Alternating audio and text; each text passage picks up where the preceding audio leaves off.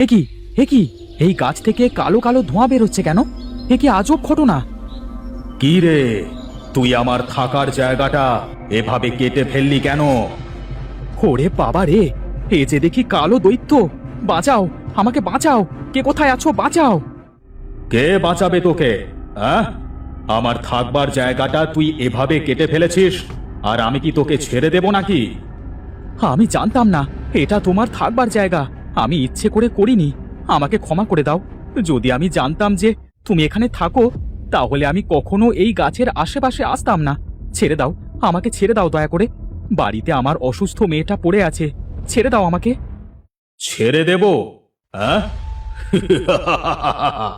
বেশ, ছেড়ে দিতে পারি, তবে আমার একটা শর্ত আছে। শর্ত? কি শর্ত? আমি তোকে দুটো প্রশ্ন করব। এই দুটো প্রশ্নের উত্তরে যদি তুই আমাকে খুশি করতে পারিস, তাহলে আমি তোকে দুটো উপহার দেব। আর যদি ভুল উত্তর দিস, তাহলে শাস্তি পাবি।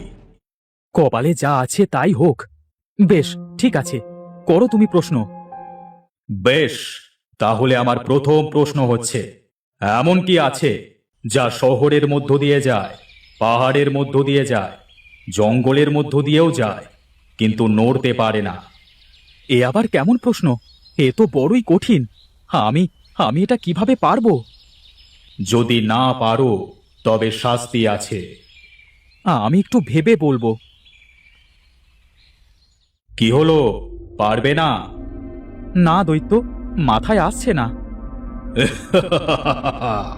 তাহলে শাস্তির জন্য প্রস্তুত হও। এই প্রশ্নের উত্তর হলো রাস্তা। রাস্তা সব কিছুর মধ্য দিয়েই যায়, কিন্তু সে একা একা নড়াচড়া করতে পারে না।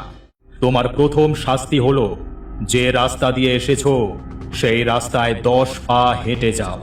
10 পা হেঁটে যাওয়ার পর তুমি দেখবে একটি কালো বাছুর সেখানেই অপেক্ষা করছে। তাকে নিয়ে এসো। আচ্ছা, বেশ।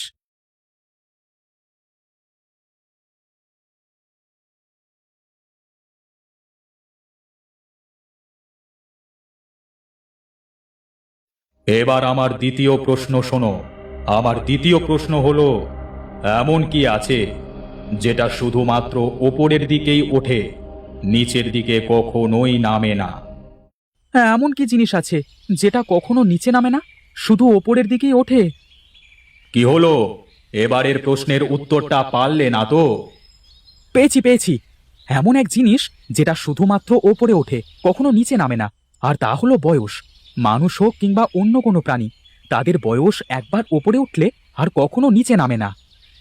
বেশ, একটি সঠিক উত্তর দিয়েছ। তাহলে আমার কথা অনুযায়ী তুমি একটি পুরস্কার পাবে। যে পথ দিয়ে এসেছো সেই পথ দিয়ে 10 পা পিছিয়ে গেলে দেখবে একটি ছোট্ট সাদা বাছুর তোমার জন্য অপেক্ষা করছে। সেটাকেও নিয়ে এসো।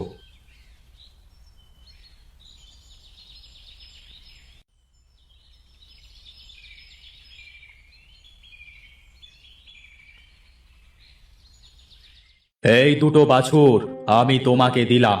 কালো বাছুরটা হলো তোমার শাস্তি, আর সাদা বাছুরটা হলো তোমার উপহার। তুমি যখনই কোনো ভালো কাজ করবে, এই কালো বাছুরের জন্য তোমার সেই কাজটা নষ্ট হয়ে যাবে। আবার যখন তুমি কোনো বিপদে পড়বে, তখন এই সাদা বাছুরের জন্য তোমার সেই বিপদ কেটেও যাবে। এ কি বলছো তুমি দৈত্য? আমি তাহলে সারা জীবন দোটানার মাঝেই থেকে যাব? যদি বুদ্ধি কাজে লাগা, তাহলে, তবে সেই বুদ্ধিটা আমি বলে দেব না। যাও, এখন এখান থেকে এসো। আচ্ছা, বেশ।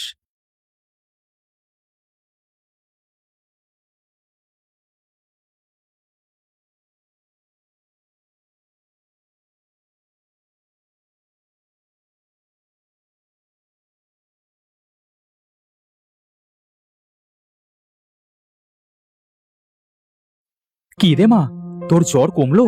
একটু সুস্থ লাগছে? হ্যাঁ বাবা, আমার জ্বরটা অনেকটাই কমে গেছে। তুমি কিছু খাবে না বাবা? না রে মা, খিদে নেই। কি হয়েছে বাবা, তোমার মুখটা অত শুকনো কেন লাগছে? খুব বড় বিপদে পড়েছি, কিভাবে এর থেকে মুক্তি পাবো তা বুঝতে পারছি না।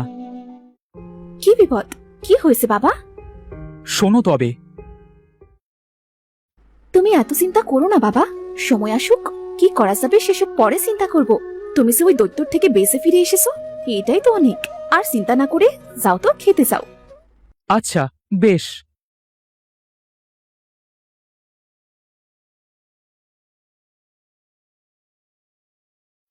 কি হে কাঠুরে, বাড়ি আছো নাকি? এই তো কর্তা বাবু, আপনি এসেছেন যে। আমায় ডেকে পাঠালেই তো আমি চলে যেতাম। আপনি আবার কষ্ট করে আসতে গেলেন কেন? আসুন আসুন। শোনো, আমার মেয়ের বিয়ে সামনের সপ্তাহে। রান্নার জন্য পর্যাপ্ত পরিমাণে কাঠ দরকার। বিয়ের সমস্ত আয়োজনে যত কাঠ প্রয়োজন সব তুমি দেবে কিন্তু। এবার বুঝলে? ও মা, সে তো বিশাল আয়োজন। আপনার মেয়ে বলে কথা, আপনি একদম চিন্তা করবেন না কর্তামশাই। আমি সব কাঠ জোগাড় করে বিয়ের আগেই দিয়ে আসব। বেশ, এই নাও 50 মোহর। এটা হলো অগ্রিম। কাজ শেষ হবার পর আরো 50 মোহর পাবে। আচ্ছা কর্তা বাবু। এই দেখে যা মা, এইসব হলো দৈত্যর দেওয়া বাছুরের কামাল। আমি বেশ বুঝতে পারছি, ওই বাছুরের গুণেই আমি একদিনই এত বড় একটা কাজের সুযোগ পেলাম। মোড়ল মশাই 50 মোহরও দিয়ে গেছে। এ তো বেশ ভালো কথা। এখন থেকেই তবে কাজ শুরু করে দিতে হবে। চলো বাবা, ঘরের ভেতর যাই। দৈত্যের দেওয়া বাছুরের গুণ? বেশ, তবে দৈত্যের দেওয়া সেই বাছুরটা আমার ভাগ্যেই আছে। তবে আজ রাতেই সরাতে হবে বাছুরটাকে। এত বড় একটা কাজ, তোমার মুখটা এমন শুকিয়ে গেছে কেন বাবা? একটু আগেই তো কত খুশি ছিলে। আর বলিস না রে মা, আমি তো খুশিতে কালো বাছুরটার কথা ভুলেই গিয়েছিলাম। দৈত্য বলেছিল সাদা বাছুরটার গুণে যেমন আমার সাথে ভালো কিছু ঘটবে, কালো বাছুরটার গুণে তেমনই খারাপ কিছু আমার সাথে সাথেই চলবে। তার মানে কোনো একটা ক্ষতি এবার নিশ্চয়ই হবে। উপরওয়ালা যা করবে তা ভালোর জন্যই করবে, তুমি চিন্তা করো না বাবা। কাজটা না হাত ফসকে চলে যায়, সেটাই ভাবছি।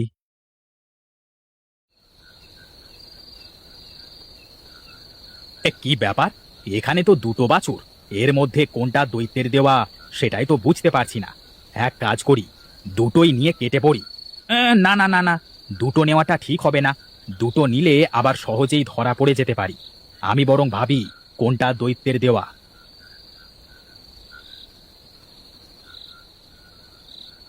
দেখে তো মনে হচ্ছে এই কালোটাই দৈত্যের দেওয়া, কারণ সে তো আর কখনো সুন্দর কিছু দিতে পারবে না। নিশ্চয়ই এই কালো কুৎসিত ছোট বাছুরটাই দৈত্য দিয়েছে। তা হোক, এটাই বরং নিয়ে যাই। এটা নিয়ে এখনই গ্রাম ছাড়তে হবে। পাহাড়ের পথ দিয়ে তাড়াতাড়ি চলে যাওয়া যাবে পাশের গ্রামে।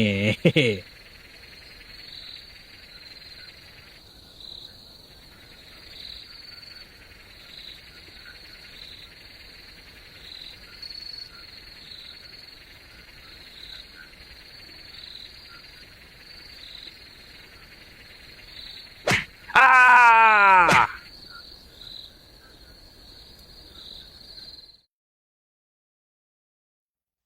কালো বাছুরটা কোথায় গায়েব হয়ে গেল?